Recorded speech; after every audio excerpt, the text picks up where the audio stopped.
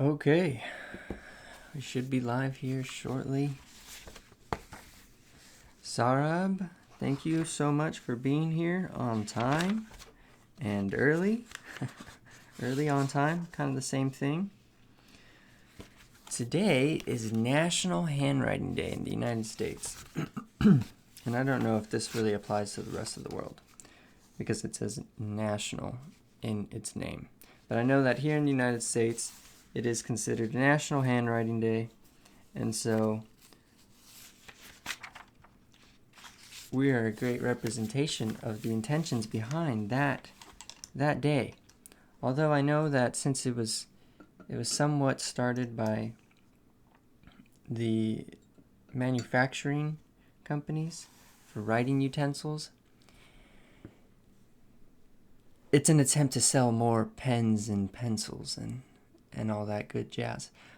Which there's nothing wrong with that, but yeah, the actual handwriting enthusiasts, I think on this day, they post a lot of beautiful work on Instagram, and the hashtag National Handwriting Day is interesting. So whatever social media outlets you use, make sure to go ahead and check out that hashtag and see what's out there, see what people are putting up for National Handwriting Day. If I can, I'm going to try to make a video today just writing National Handwriting Day. That's mostly what people do. They write that word or phrase, and then they post it, and then they have the hashtag on it. So thank you all so much for joining me. Today is a Wednesday. Wednesdays we practice our left hand. And since with my right hand going through this book, I kind of sporadically jumped around through all the capitals. With my left hand, we've been going through all the drills. So last week we did drills 1, 2, and 3. We ended on 3. And then this morning we were going to start on number 4 and then move on to 5 and probably 6 as well. So that's the plan for today with the left hand. There's one thing I wanted to do before that. We had somebody on a video. I don't know if it was the previous video or another video. I'm going to have to double check on that. We had a nice comment. I thought I'd go ahead and read it out loud. Oh yes, it was on yesterday's stream. Sean says, I've been trying to really improve my penmanship. Can you use the whole arm technique in regular block print as well? I tend to print in all capitals, so that's what I'm comfortable with. Also, can you write the pangram, Sphinx of Black Quartz, judge my vow, as it contains all the letters of the alphabet? That would be amazing. You're very inspirational. All right. Thank you so much, Sean. I appreciate your kind words. And as far as your question goes, I would suppose that you can incorporate any extent of whole arm movement into any style of handwriting. It's just a matter of observing really closely how it is that you write. And I talked about this actually in a stream last week, and also in my article on 3 ways to improve your handwriting.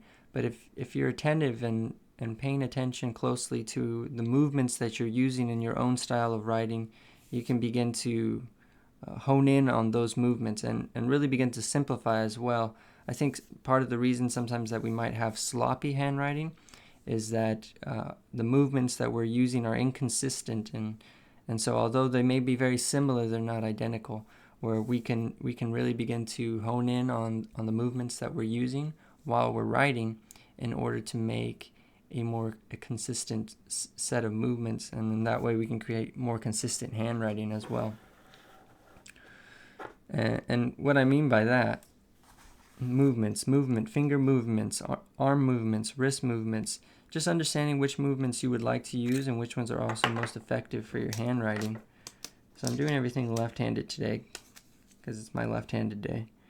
But for example, I'm going to go ahead and print in mirror image because it's just easier for me to think in mirror image for something that I'm not familiar with. But I would imagine that for print, you might want to use more finger movement since the strokes are short. One of the reasons we use whole arm movement in penmanship is because the strokes are long and fluid. you're writing a whole word out in a single stroke. So the whole arm allows you to move through that entirely, where the finger, it's not as smooth. There's something too jolty about that movement when it comes to penmanship.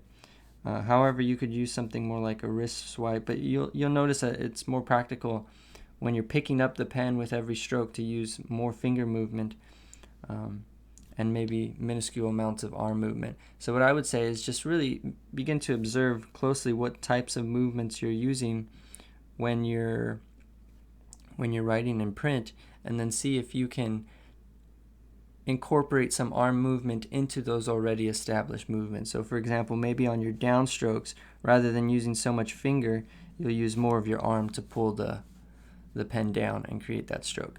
So hopefully that you find that helpful. And then the other thing he asked was for me to write a panagram. He spelled it P-A-N-G-R-A-M. So panagram. I can't remember which it is. Okay, let's see. Sphinx of black quartz. Judge my vow. Okay, we'll go ahead. We'll start with that one as a little bit of a warm-up, and we're going to write it in mirror image. Sarab says he's going to try to email my sample, or email me a sample. So Sarab, if you look in the description down below, we have a link to something called a Discord.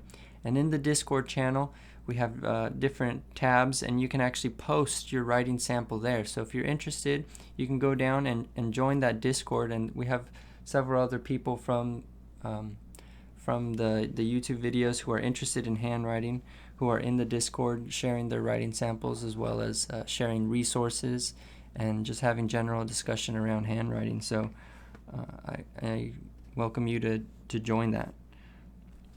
Let's see, Sphinx of black quartz, judge my vow.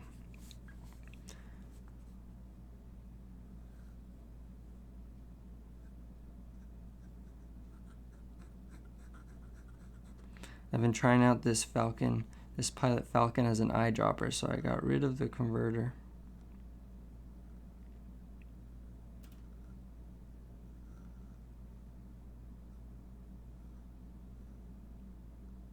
No, I'm spelling Sphinx wrong. It's N before X. Let's start again.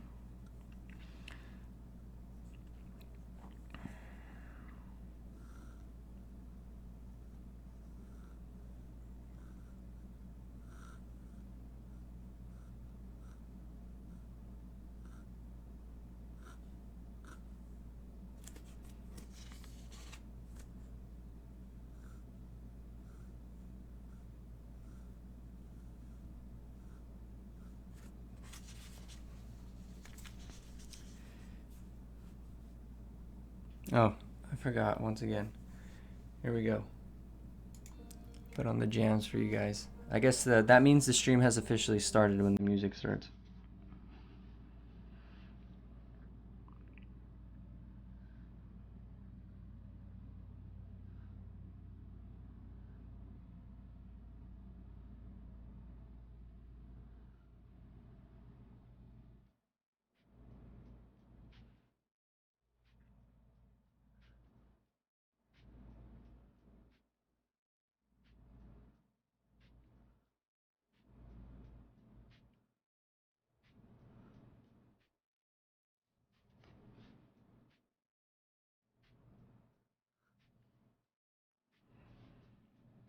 Judge my vow.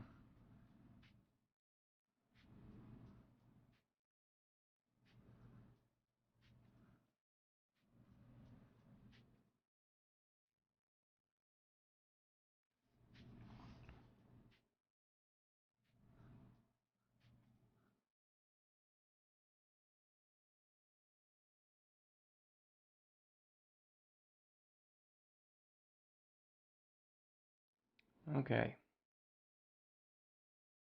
Welcome, Shazan. Thank you for joining us. Thank you. I'm gonna count on you for that every day of the week here. You know, you gotta prime the pump. You gotta have somebody there creating a buzz about it. Okay, let's go ahead and write this same phrase. Now we're gonna write it forward. get our hand warmed up. It's amazing. After 7 years, well, we're coming up on 7. We're like at 6.5 now, or maybe 6 3/4. Specifics don't matter. Of writing with the left hand, that many years, and still it feels foreign in the hand. It's pretty amazing. It makes me wonder back to when I was maybe 11 or so, and I had already been writing with my right hand for 6 years. Did it feel like that every time I picked up the pen? That like I still wasn't good or something? It's hard to think back. I don't have a good memory from my childhood, but it's interesting. Really interesting. One thing I have to constantly pay attention to is my posture, though, because it makes such a big difference. I like to cross my feet under my chair often, and it doesn't help my writing.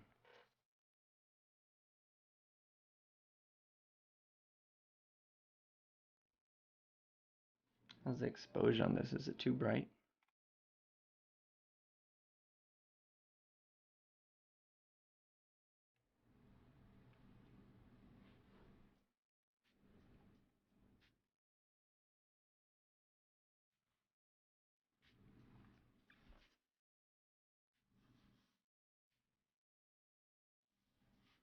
Okay, Sphinx of Black Quartz, judge my vow.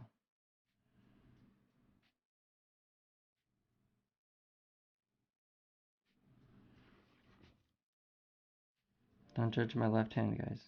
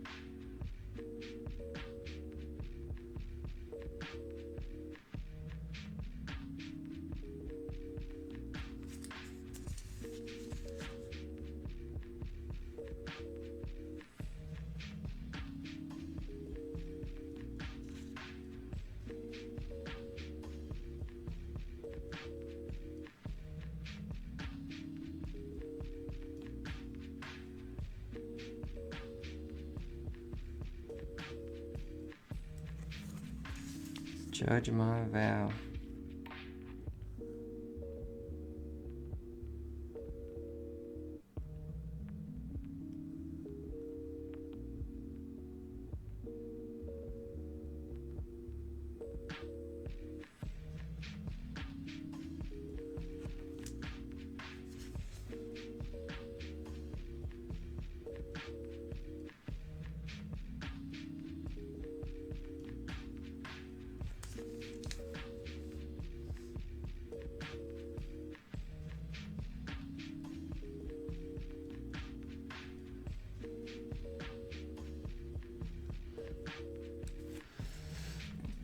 All right, excellent. So a big part of doing this left-handed series on Mondays and Wednesdays is just to show you guys that progress takes time, and you can't really expect immediate results from your penmanship. So thank you guys for joining me. We're going to jump into the drills from the Palmer method in lesson 7. And so these counterclockwise ovals are going to translate into our A's here. And then I was also reading something about on David Grimes' website yesterday. It was the interview he did with Michael Gebhardt, who, if you're not familiar with Michael Gebhardt, he's probably one of the most proficient current penmen in movement-based writing. Extremely impressive guy. And so I was reading, and he was sharing a little bit kind of his approach to this movement-based writing, and some of the old manuscripts, and how these are considered basics in these books, but at the same time they're not quite basic. If you've tried them yourself, they're rather difficult. So and then also he discussed a little bit about his own kind of personal approach, and and the importance of movement and really honing in on understanding the movement.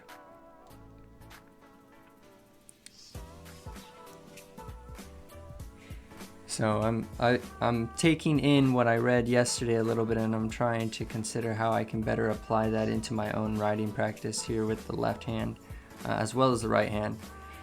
Shizan says, you also write insane with your left hand. Well, thank you very much. Yes, I have been doing it for a little while, so it's not like it just happened overnight, but yeah, it takes time. Okay, we're gonna jump into some drills here.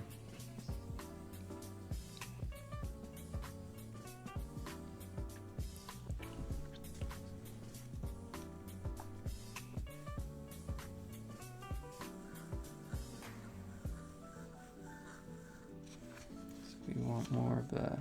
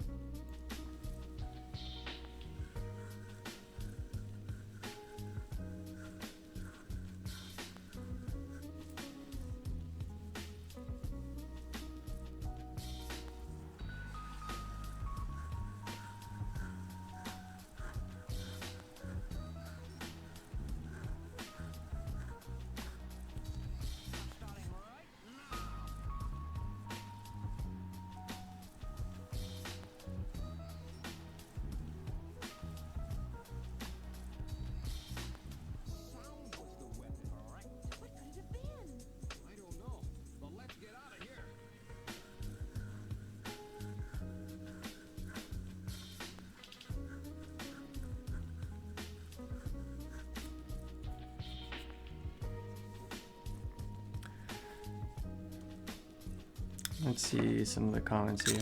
So, which letters do people substitute with new shapes that most compared to traditional Palmer shapes and caps and small letters? It's kind of hard for me to say. I'd have to sit down and start taking a closer look at things. We can see improvement with each drill. Oh yeah. Yeah, well, I mean, each one I'm really kind of taking in what feels right and trying to apply it to the next one. So, and that's kind of what I listened or I had read in the article with Michael Gebhardt and David Grimes. So he's honing in on the movement and paying attention to the rhythm involved. And Sukma, hi Sukma, good to see you again. I'm doing my assignment while listening to music and constantly peeking at your live stream. I just can't watch the finished live stream video. The 1 hour mark scares me. Yeah. Yeah, well, I do my best to try to make these videos inviting for both playback and the live stream. So regardless of people are here, when I start, I talk to you like you're here. I'm also in the middle of some office work, so cannot concentrate today. Oh well, thank you for joining me regardless. I appreciate your time, and yeah, don't get in trouble at work for this. It's not worth it. If anybody has cats, you know that they're quite telepathic, and my cat right now is sending me messages. He's doing it by just sitting in front of the door, and he's staring straight at the doorknob. It's hilarious, but I'm gonna go open the door for him. I'll be right back.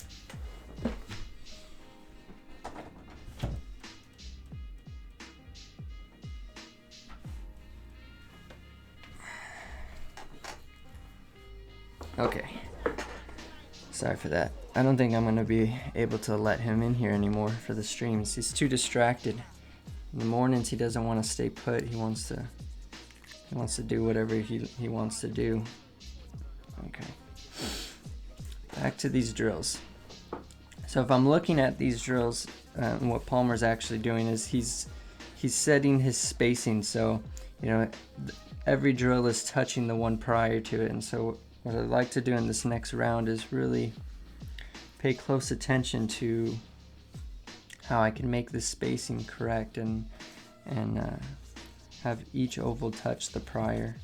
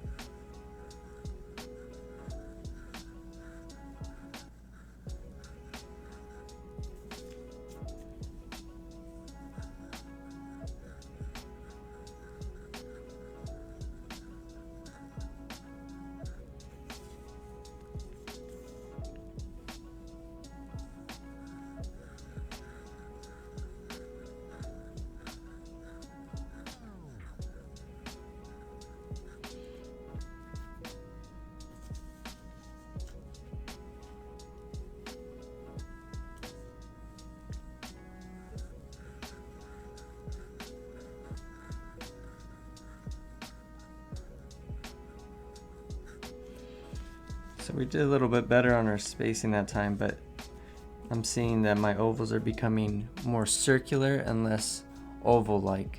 So we're gonna have to work on that.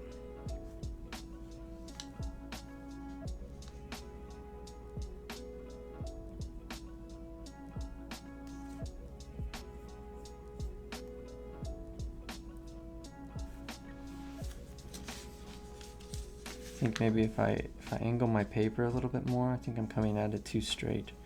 So that's causing the circles to become circles and not ovals.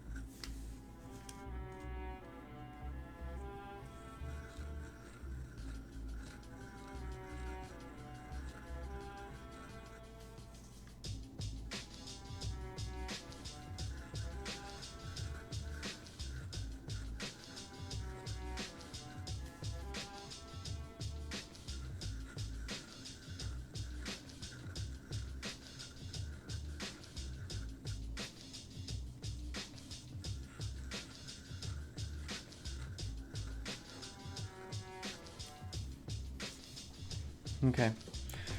A little bit better on the shape. I felt it really good here at the beginning, but I had a really drastic slant, so you can kind of see the slant on that is way too dramatic. So I tried to correct it a bit, and then corrected it, and then here I didn't move the paper. I moved just my arm slightly to see if that was still in the writing zone, and did not come out looking that good. But let's keep going. Let's do one more line of this.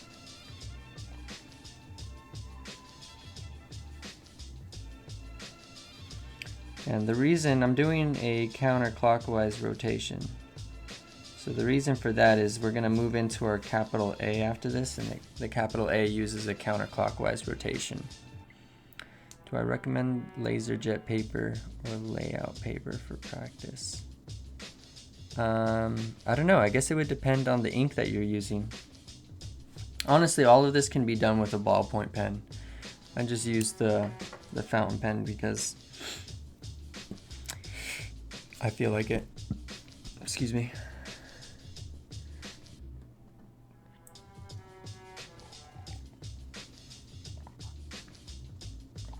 The fountain pen also allows me to have a much lighter touch on the paper. That's another advantage. With the ballpoint, I have to put a little bit more pressure down, and I don't necessarily want that to be part of my writing form. I'd rather have a light touch, so the fountain pen allows me that.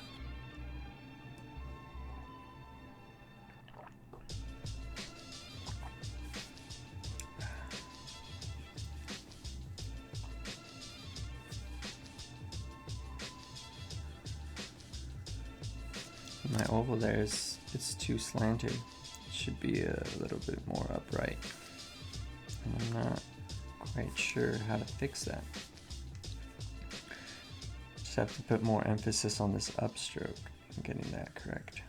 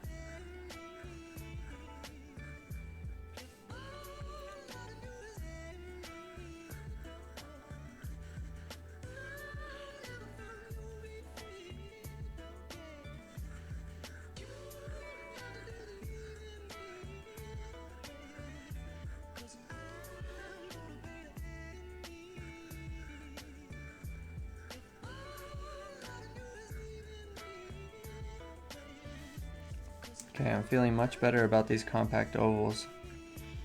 There's really an emphasis here on the up motion with the ovals because of the arm placement with the left hand. It's so different from the right hand, and this swooping up motion I feel like is really important to kind of nail that down and to get it on slant as well, because that's what's ultimately going to determine whether or not you're going to keep your letter on slant.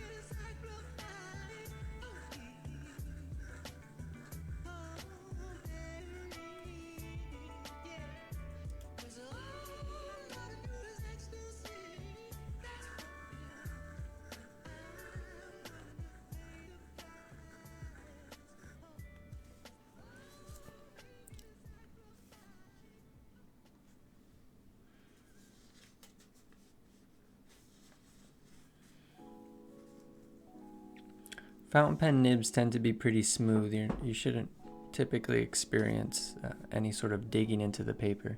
It's only with the dip pens that you might have that kind of experience, because the dip pens are those are really sharp. So You have to have a very light hand to keep that point from digging in. But fountain pens are usually significantly more blunt compared to that. Doesn't mean you can't get a fine line out of it, but they're not as sharp as a dip pen.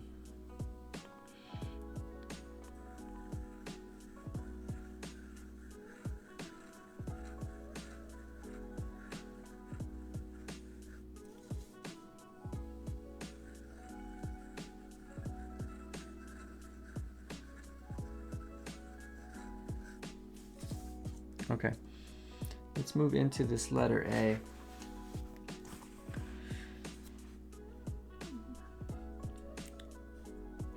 And it's a pretty distinct teardrop shape in the letter A. And I've been considering which part of the oval, and it looks like in this A sample that it's about a half of the oval. This half of the oval actually goes into not on screen. So this half of the oval actually goes into the letter A, goes around, and then you cut through it and up. So just trying to better understand a little bit.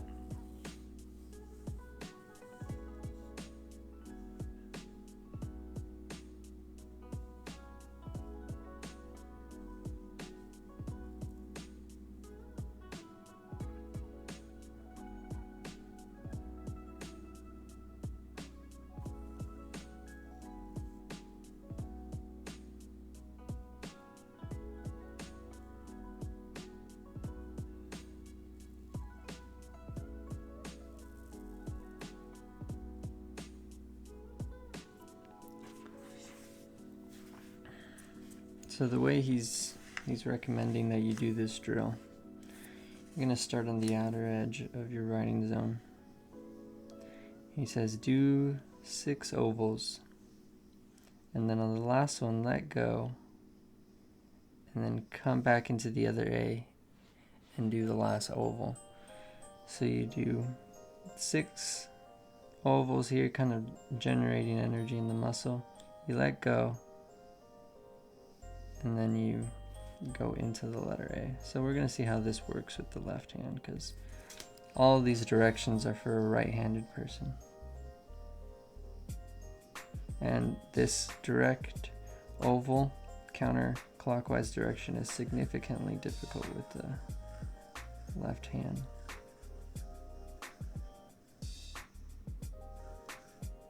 So we got to touch the paper. I kind of felt it though.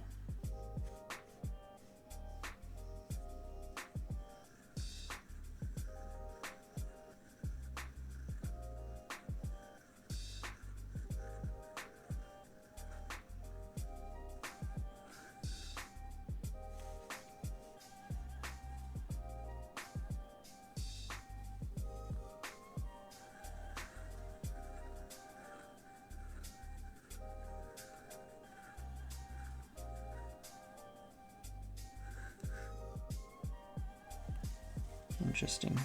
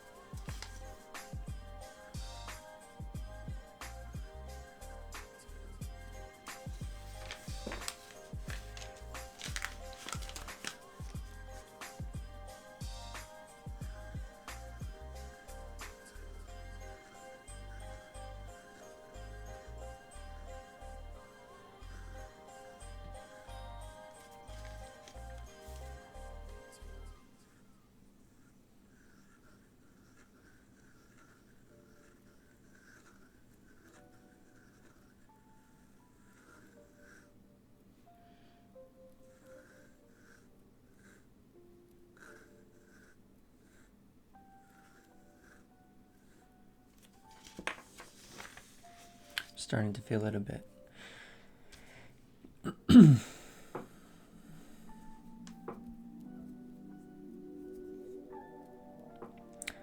You don't want to scrape the nibs. What you want to do is wash them. I use a toothpaste.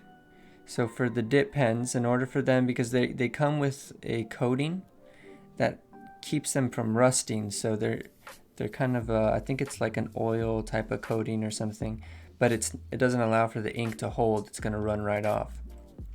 So what you want to do is I take toothpaste. Some people use other techniques. I think some people like burn it off, or they use Windex, I've seen. But I just use toothpaste on my nibs and take a toothbrush I don't use anymore, and I just toothpaste and Windex did not work. Really? Only potato worked. What kind of nib is it?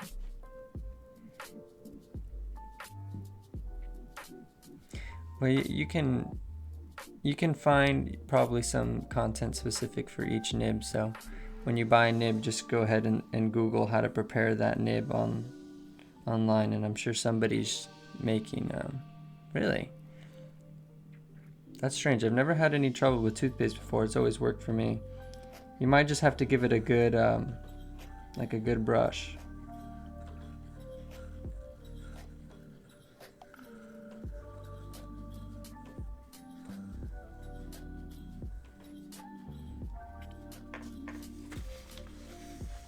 Even fire didn't work. It's strange.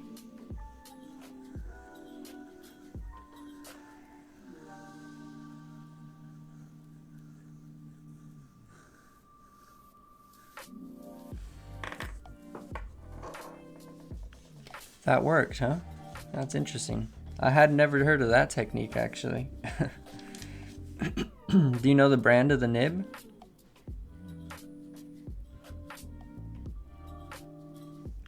Oh, the other thing I forgot to mention is that after you rub it and you take that coating off, what you can do is take some toilet paper or a tissue paper and get some saliva on it, and then with your saliva, rub the nib. What happens is if you touch the nib with your fingers again after you've cleaned it, the oil from your fingers will go back onto the nib, and that will keep the ink from sticking to the nib properly. So what you want to do is, after you've washed it with the toothpaste, make sure you do not touch the nib at all with your fingers. And then the other thing you can do is you can take some tissue paper, get some saliva on your tissue paper, and wipe the nib down with that. Something in the saliva helps the ink hold on to the nib. Even saliva did not work. No. But yeah, if you touched it, I've had experience where sometimes my hands have just been resting on a portion of the paper, especially if I'm writing on vellum.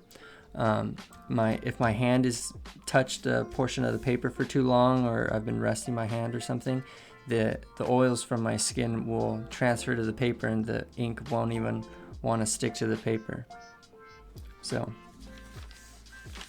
yeah, it can be kind of a sensitive process, the whole thing.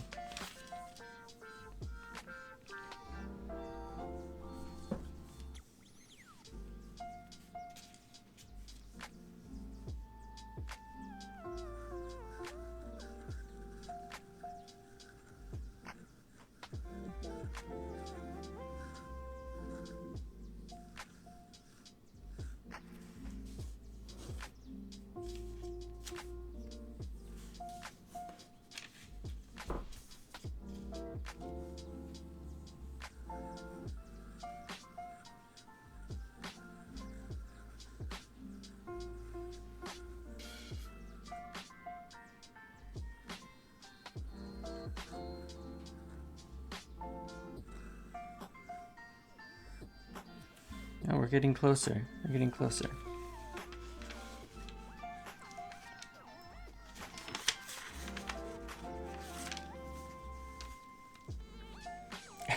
Can you eat the potato afterwards? That's the real question.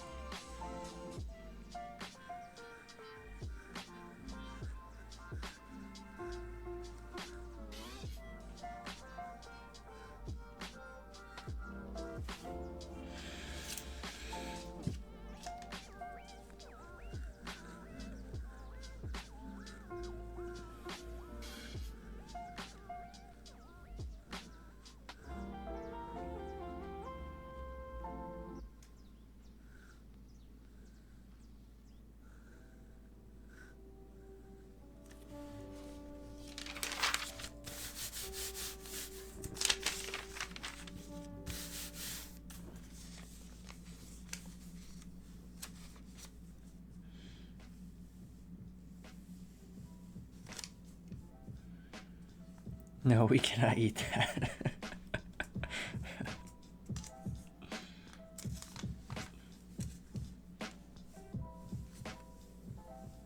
Maybe if you made some French fries out of it, you could eat it.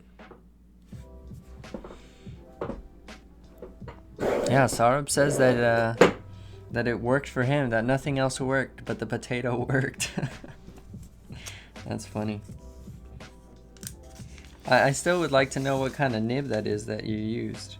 I imagine it's got to be pretty sharp to be able to get inside the potato. It couldn't be like a, you know, a blunt nib or anything. What if you have a, what's it called? A broad edge nib.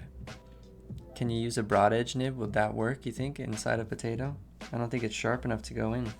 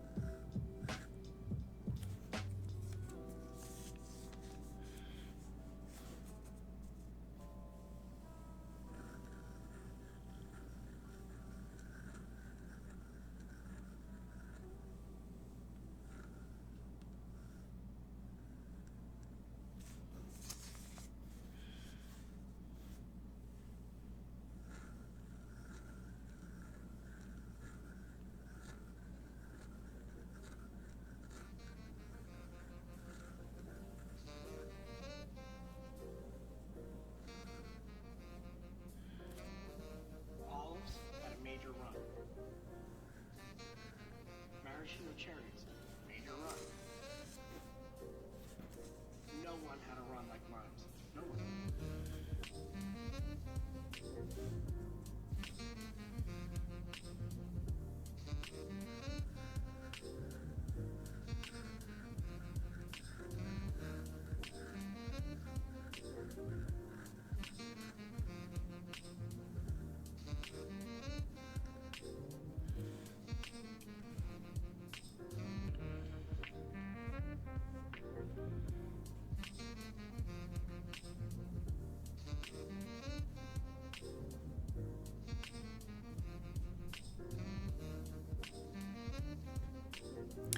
I mean, I see, what's her name?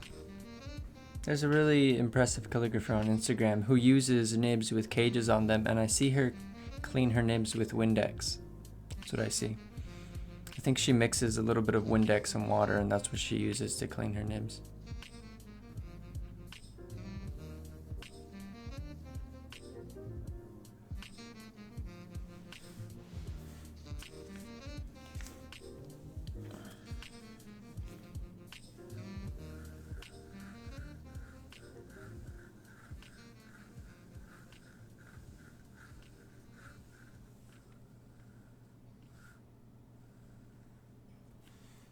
Wow, I think that's the best day so far. Just because the movement felt so fluid.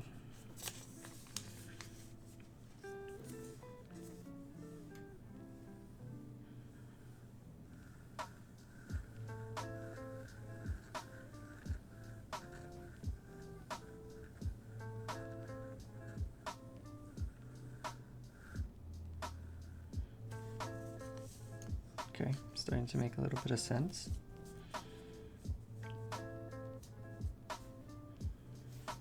I hope that the movement cam for those left-handers out there is showing you well enough what I'm doing with the left hand.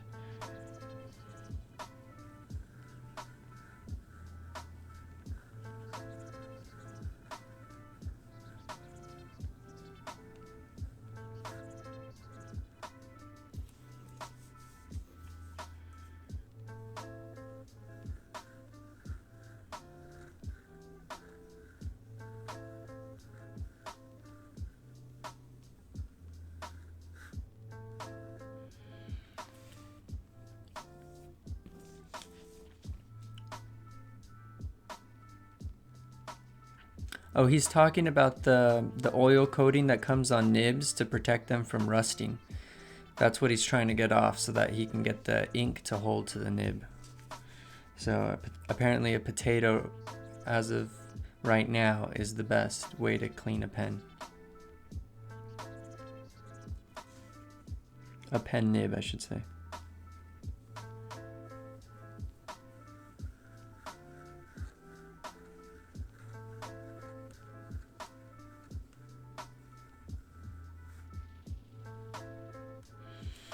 That's starting to feel pretty good.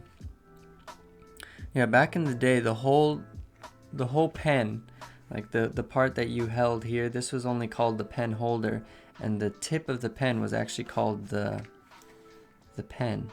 So I have this old box. I bought it at a vintage store recently, but it's just Esterbrook, and it says pens, and it's just a box of nibs. And this is in particular the 7888 oval point. So just some interesting terminology for you.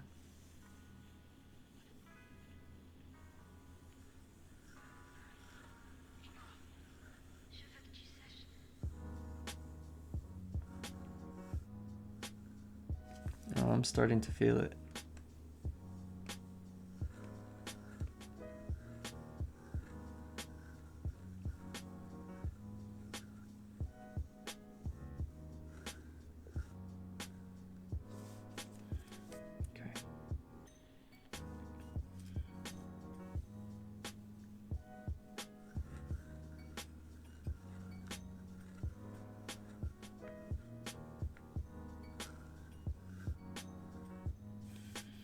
This is what I've learned from my left hand, that typically when I'm learning a new skill with my left hand, I can really hone in on the sensation of the movement and that coordination. Because it's so, foreign compared to my right hand, and all the coordination is new in some sense and still underdeveloped compared to my dominant side, it just allows me to slow down so much more and really observe more closely and understand better in a sensational way what is going on writing or with movement or whatever it is that I want to learn with the left hand. So that's another advantage that you can gain from ambidexterity, is that when you switch over, your non-dominant side is just going to be so infantile compared to your dominant side. So it's going to force you to slow down. It's going to force you to be more mindful of everything.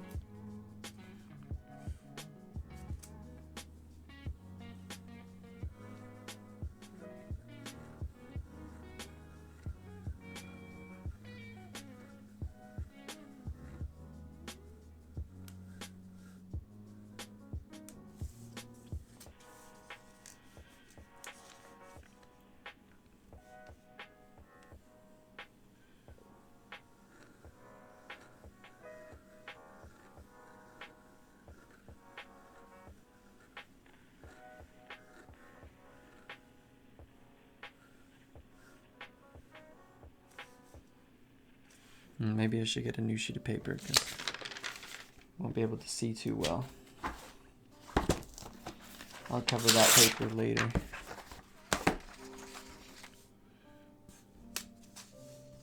Okay.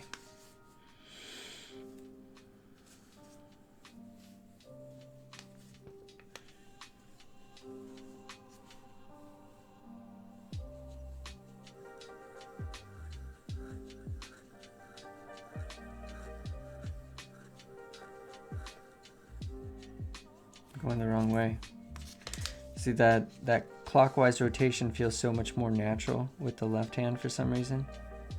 I was like, wow, these ovals are coming out good. Oh, I'm going the wrong way. Need to rotate the nib.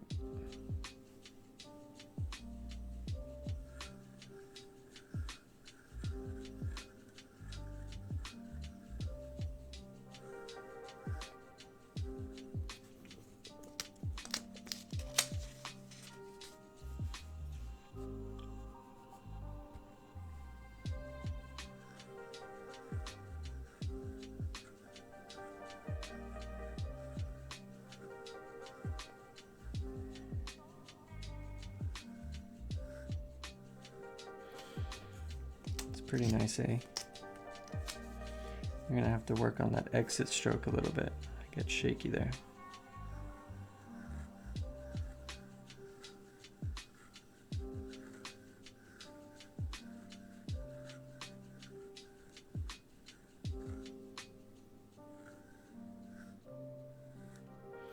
It's really a good workout, this whole arm movement thing.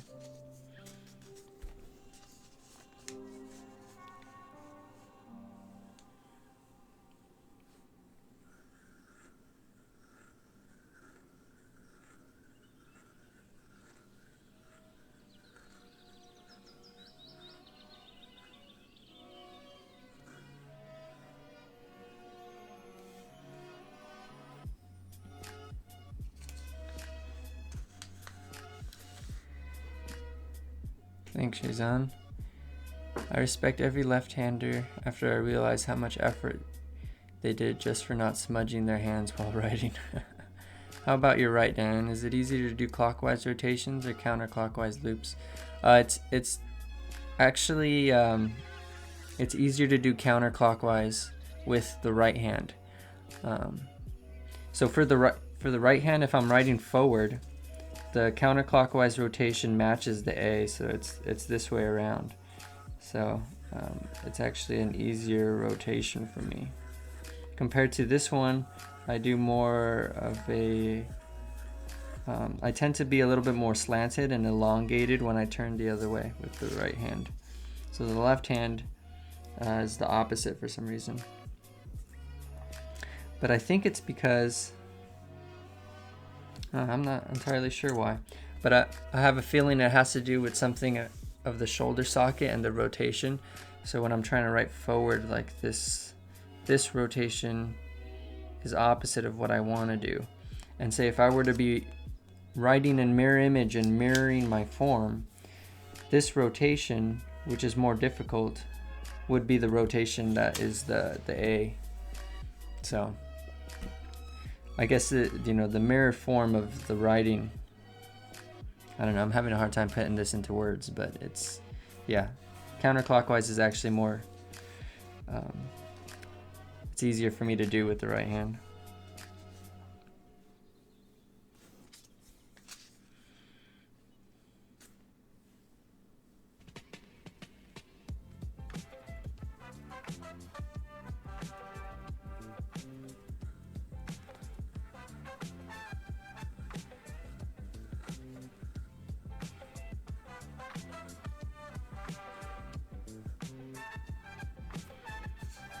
It's funny, I can feel when I'm off the path. Like over here, I felt it. I was like, oh, I'm straying off the path. The path is more like down here, and that sensation of like knowing like, oh, I'm off the path, it creates this whole jolt right here in the writing. And then, it's all downhill from there.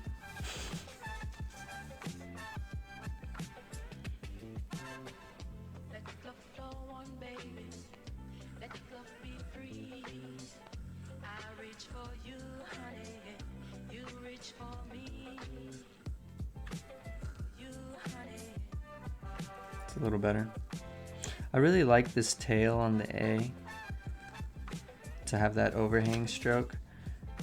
It's definitely not necessary, and it's not the way Palmer does it, but I like it, so I tend to keep it in my writing. It also shows a lot of movement.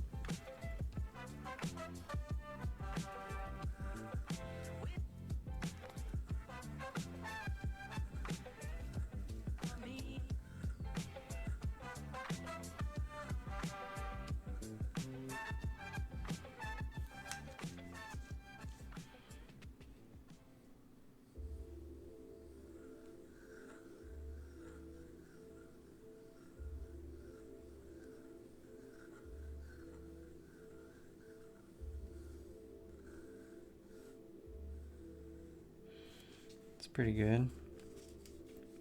Still need to work on that exit stroke though. That motion down doesn't seem to want to come fluidly, and it's down from here. Okay, let's see.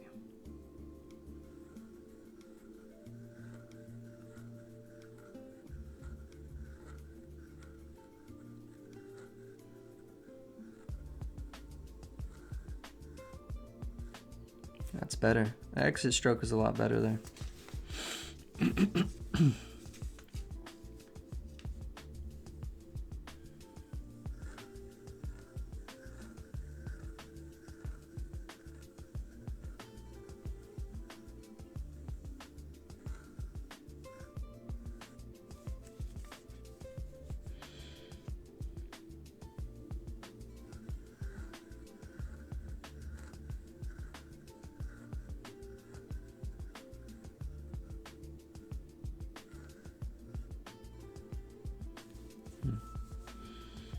A did not hit the top of the line.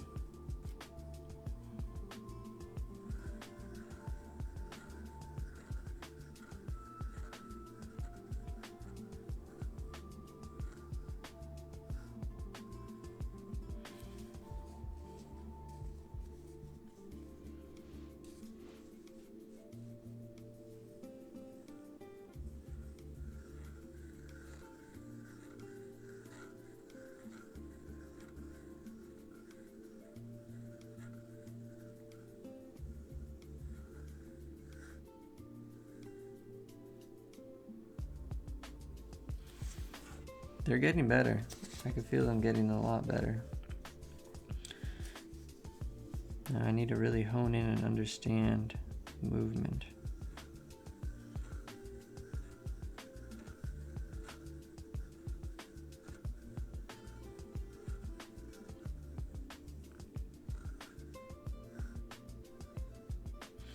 And Palmer in his book does put a lot of emphasis on speed, but ultimately the application of this no longer requires such heavy speed, and in order to get there it takes time.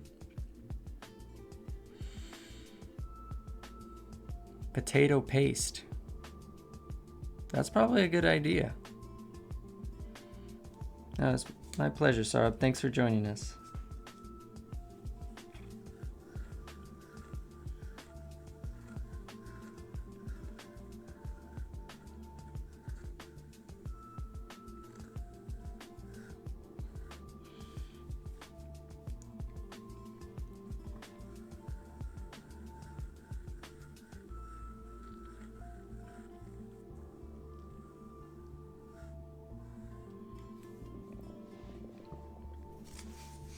I'm feeling it. I like that A, except for the exit stroke. I like it.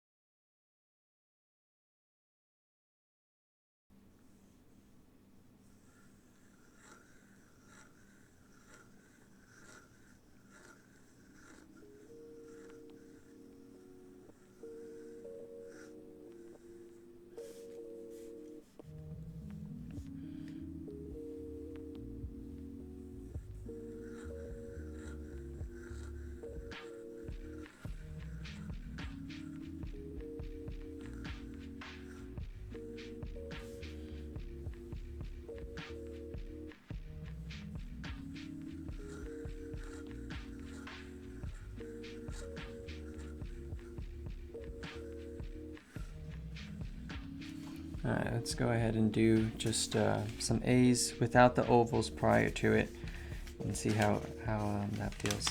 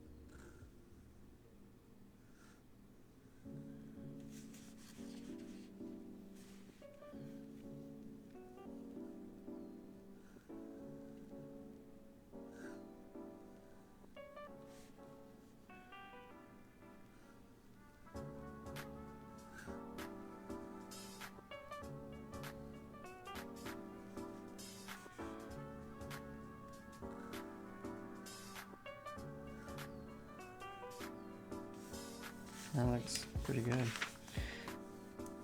Aside from the slight lift. Let's see if we go smaller, what happens.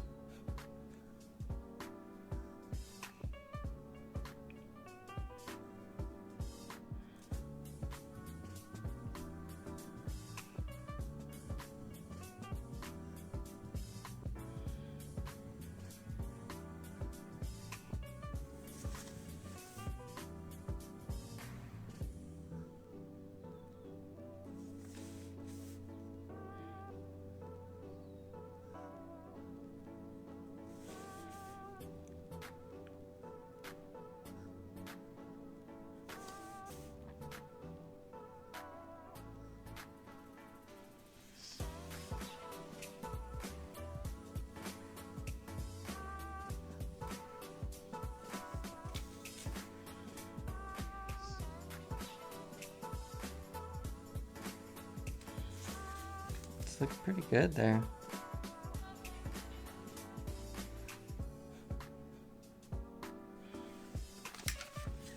Okay, I'm pretty happy with that end right there.